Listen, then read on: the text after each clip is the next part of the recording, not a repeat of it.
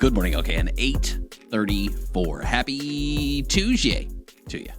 Always like chatting and connecting with people that are doing cool stuff, right? Because people are out here in both the positive and the negative way, but always enjoy chatting with the positive ones for sure.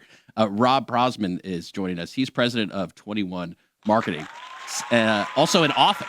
The Olympics Don't Take American Express. I'm just excited to chat with Rob about kind of his story and his journey. Rob, how you doing, sir? I'm doing well. I had a little bit of an internet problem this morning, but I'm glad I was able to call in the old-fashioned way. You know, it gets the best of us, Rob, and so nobody faults you for it. The Olympics Don't Take American Express. Is that just a literal statement, like you can't swipe that card, or is that more of a philosophical approach? Well, we're actually both. If you went to the Olympic Games, or if you go to the Olympic Games in Milan or Los Angeles coming up, you cannot use any other card other than a Visa card. And that was the deal I did, 30 years ago. And it's all about exclusivity. So if you go to the games, you better bring a Visa card, because the Olympics don't take an American Express or any other card. And it's a shocker, but back in the day, Visa was a number 3 brand, and they were looking for something to differentiate themselves from American Express, who was the behemoth in those days.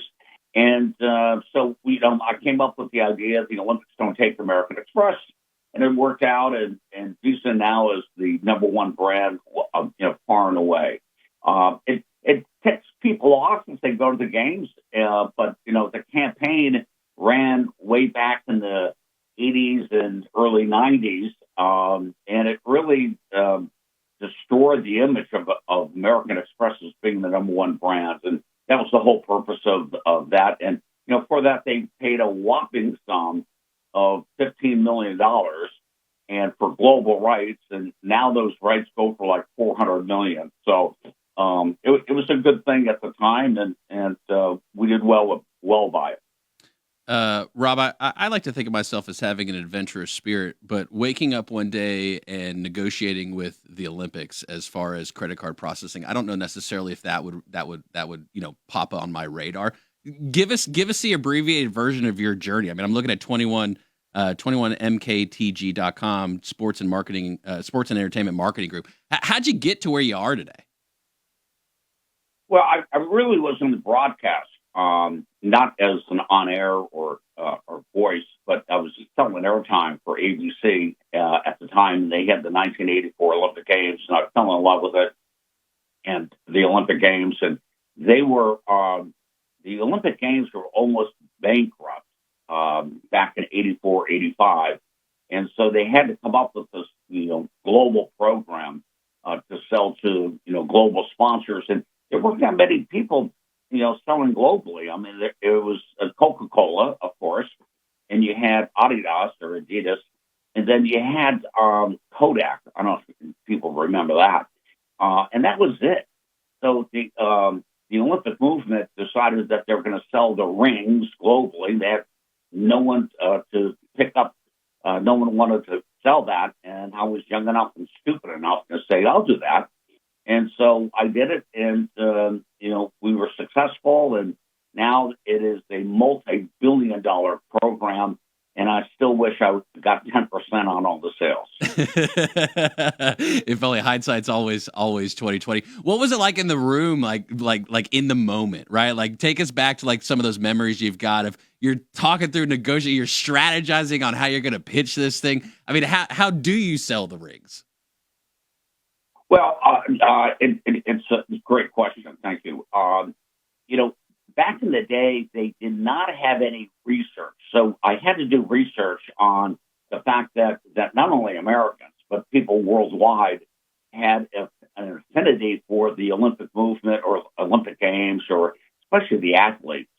So once I proved to companies that if you're walking in a grocery aisle and you're looking for toothpaste, and you see a product with Olympic rings on it, and in Visa's case, we came up with the first affinity card ever with Olympic rings on it. And, my idea was if you go to pay for something that you want to pull out your wallet, and if you've got a MasterCard or an American Express card and a Visa card, you pull out the Visa card because it has Olympic rings on it, and it makes you feel good that you're doing something for the Olympic athletes. And at the time, we created this affinity program where every time you use the Visa card, a certain percentage went back to the Olympic Committee to support the athlete. And that was a cause-related marketing program and a wild success. And it took, I think it took Visa's market share up 6 points with that campaign. So that's how we did it, back in the day. Now, they research, everyone does research, which is terrific. But we had something new and innovative, much like AI is today. And we proved value. And then once we caught fire and we did, deals with FedEx and 3M and others. And it's kind of a state-of-the-art business proposition today. We're speaking with, and Rob, am I saying you're like Prazmark? Is that the right way to say your name? I apologize. I want to say that right.